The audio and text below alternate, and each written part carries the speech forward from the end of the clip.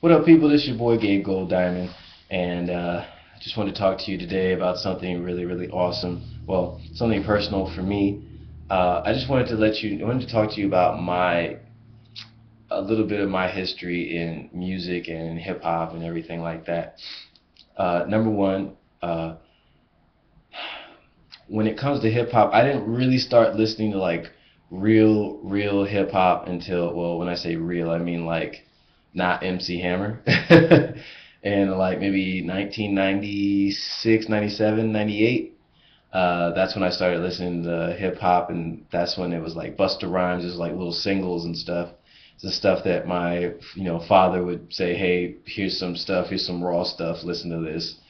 And it's not that he was into the rappers per se, but he wanted to expose us to some kind of rawness, and me and my little brother. And I listened to hip hop from that point on. I wasn't like one of those people that followed Tribe Called Quest in the early '90s. I mean, I was like 8, 9, 10. I mean, I could have been following them, but that just wasn't the environment I was brought up in. I mean, I don't really remember exactly the music we listened to. A lot of the music that I listened to growing up was, when I was very young, was educational in nature. I actually listened to, I learned my multiplication tables through this program that rapped out the multiplication tables. So that was pretty cool. So that just got me, into the music flow. But the reason why I'm doing this video is because I wanted, for years, I was into music. I listened to mainstream hip hop music. I loved it. It was mainly the beats.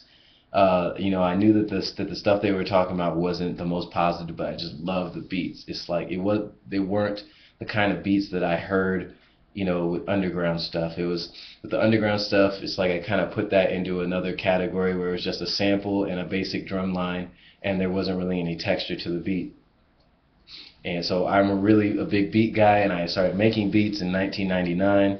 So I've been doing it for about 14 years, and but there came a point in my career, or in my evolution, where I wanted to start rapping. And like everyone who listens to mainstream music, when you start rapping, you start rapping about what they rap about. You start rapping about, I was rapping about having cars and money and all that nonsense.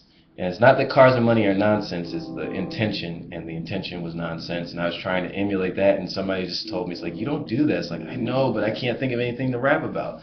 So that created that sparked or incited the journey within me to start trying to figure out what I really wanted to talk about.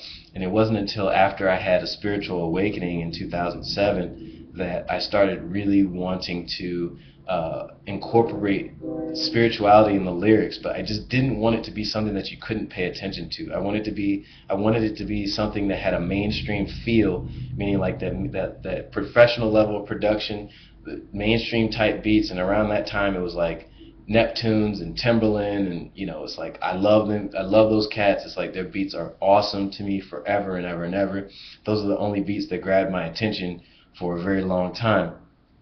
So I emulated their styles, and the rappers always came across really awesomely, even though they weren't talking about anything. I wanted to come across like that. I wanted to get people's attention the way those rappers got my attention. But I wanted to be talking about something positive. I didn't just want to be rapping and be an underground unforgettable cat. And that's not getting on the underground cats, because actually, this video is about to make this point. So basically, since mainstream music and mainstream hip hop music is completely garbage, even though I do listen to it sometimes, because sometimes you just want to just listen to something like that. I've been wanting to talk about things that have more substance and live a life of substance and quality and love and joy. And it's only been recently that I've really been looking into artists that have more substance in their lyrics, and more substance in their beats, and there's more texture. It's not just a cartoon beat put up there and some cartoon rapper, like a Soldier Boy type on the hook. I think there's a value to that if you are talking about the right thing, but I don't want to exactly rap like that completely. So I've just been listening to Dead Prez, and I don't really follow Dead Prez or anything. So because I didn't have those values, I didn't really know who I was and what I really wanted to talk about.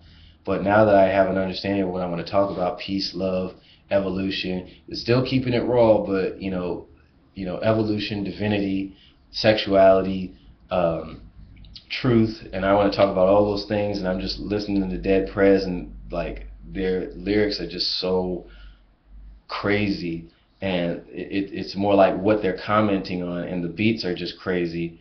And so basically, what I'm saying is I have developed texture within myself and an appreciation for those who talk about real things, not just these cartoony, caricatures of human beings that are in mainstream hip hop that are meant to program and control us into thinking that the world is this way when it's really not. And I just wanted to share that with you, that I used to be all about, because the mainstream hip hop was the only thing that got my attention. I mean, the beats were killer. Like in the early 2000s, they were just crazy. The beats knocked, boy. But now it's like all the beats are the same. Every song is about the same thing. And if they're doing that little techno electronic thing that I really can't stand, it's like it's the same chord progressions and it's the same girl up there all the time. It's like Lady Gaga, Katy Perry. It's like they're the same person to me, man. They're not really different, okay? And even country singers like not Carrie Underwood, but the other one, I forget her name, but she was on American Idol and made it to the top, and she's dark-haired girl. Now she's doing some like techno electronica type club stuff, and I'm like, oh man, come on. Not saying that's a bad sound. I like the sound, but for every song to sound like that is just like, number one, with my knowledge of how music affects people in their vibration, it programs their vibration to be one way, no matter what, and to expect and to create reality in one particular way. And I don't think that that is positive for human consciousness. So it's not just today that I've developed this appreciation for real, music about real things and real positivity, but this is the first day that I've actually created a video on it. So I would say anyone who's listening to anything that's, it's like, try to stretch your ear and think about, number one, think about the things that you value in life, like things that you really value, things that touch your heart center, and seek out, or rather attract, those experiences where you'll be hearing music from artists that are talking about the thing that you value, or talking about the things that you value. And I'm a pretty slow learner. I mean, it's taken me over 10 years, but considering that I have to build my own identity both on a personal level and a professional level, I say I'm doing a pretty damn good job.